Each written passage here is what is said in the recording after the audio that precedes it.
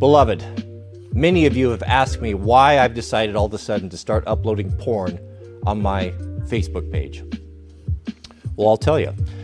2 or 3 weeks ago, I was contacted by a fellow YouTuber by the name of Joe Budden. Joe Budden runs a popular podcast where he interviews a lot of people in the music industry, hip-hop. He was a former hip-hop artist. He had a big single, I think back in the day, 10 years ago or so.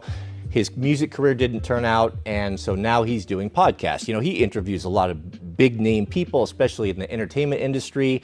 He's got a running beef with Drake. He even claims, or people claim, that one of Drake's songs references him and the beef that they're having.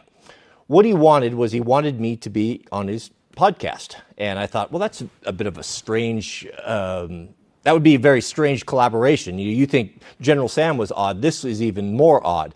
But I looked into him. As I said, I hadn't heard of him before. I looked into him a little bit, and he seemed like a legit guy. And I thought, well, why not? It'll be fun. And I didn't really have any idea why he contacted me. I just figured, well, you know, maybe he's a fan of the channel, and he seemed to be checked out. Seemed to be a credible guy. And so I answered the email and said, yeah, we would be happy to. Let's set up a call. So we set up a call a couple days ago, and it was at a particular time, and we were going to go over the details and get everything laid out for this podcast. Now, I have to say, I don't know if Joe has anything to do with this. I'm just telling you what has happened. I have never spoke with him. This could be happening outside of his control. It probably is. But I think, in my opinion, now this is all my opinion because I don't have the facts, but I think that this was all a very, very sophisticated and elaborate scam. I'm pretty internet savvy. I have never been taken by internet scams before. I like to think that I'm, smart and savvy enough to see through this.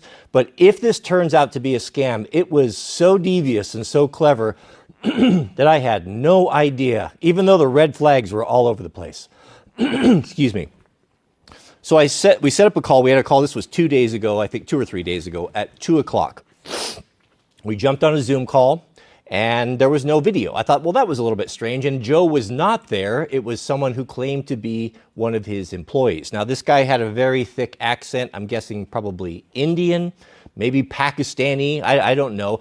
But he definitely seemed to know a lot about Joe, and he was very, very pushy. He was so pushy to the point where I made a mental note, and I thought, when I get on this podcast with Joe, or when I talk with Joe, I'm going to tell him that I don't think too much of his employees. I felt like he was very disrespectful, very dismissive, and really impatient.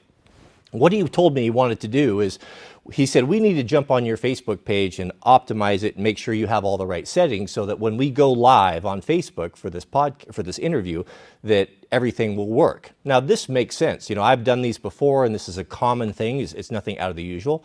So 2 o'clock, I jumped on the call. We were probably on there for maybe 10 minutes or so, and went through, and we did a screen share, and I was going through all of my Facebook, and I don't use Facebook that much, so I'm not all that sophisticated about it. And he was telling me what to do, and I was changing settings and doing this and doing that, and how it was left. We double-checked everything, is that Joe will call you tomorrow, and in the interim, I'll send over some paperwork, and you can sign it, and we'll give you all of the, kind of what this is about, and give you more information. I said, well, that'd be great. Okay, we'll take care of it. So I thought everything was done. We go to bed. This was, was it yesterday? Or the day before? We go to bed. When Mrs. W and I woke up, we started receiving hundreds, if not thousands, of emails from not only from the BIG FIZZ, the Middlemen, many of you. Hey, why are you posting porn on your Facebook page?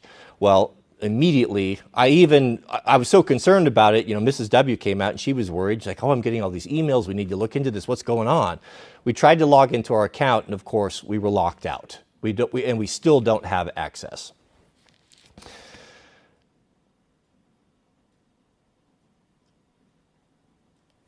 This is just my opinion. But it seems very, I think it's no coincidence that the fact that our Facebook page got hacked, we were locked out, and they're still locked out, we can't get in, that someone used this, I guess, invitation of a podcast to get in and somehow get access, or I just don't know how. I mean, I didn't download anything. I didn't share any sensitive information, any passwords, anything like that. But in some way, this all happened. And so we immediately, went through everything and changed all passwords on everything that we have and reached out to every contact that we have at Facebook. And well, the wheels turn slow. So again, I have to say, I don't know that Joe has anything to do with this, and probably doesn't. He's probably just as a victim, like we are of this, and they just unfortunately used him. I just don't have any idea. I'm not making any accusations. And it could be that this whole thing it had nothing to do with it. But I think that the fact that I never heard any more correspondence from Joe's alleged employee, no contracts came over, nothing that was promised to happen the next day happened, I have to assume, it's my opinion, that this was all a very elaborate scam to somehow get access to our Facebook page, which we still don't have. So I wanted to address this.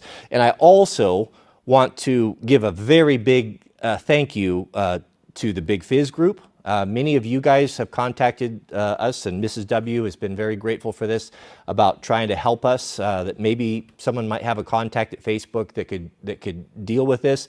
We don't want pornography on our page. Facebook doesn't want pornography, I'm assuming, on our page. And why it's so difficult for them to deal with this is just beyond me. I don't know. So it's going on over a day, 24 hours, I forget. This happened 2 days ago, whatever. It's been a long time, and still we have no access. We have no control over that channel. It's just in the hands of whoever it is that deceived us and hacked into it. So there's two things I want to accomplish with this. One is to tell everyone that has been emailing and all the well-wishers, and I appreciate so much all of our subscribers and the support and all of the offers for help. There were several people that have stepped forward that knew someone at Facebook that could help with this. And if that's you, please send us an email, let us know, and we'd be happy to accept any help we can get.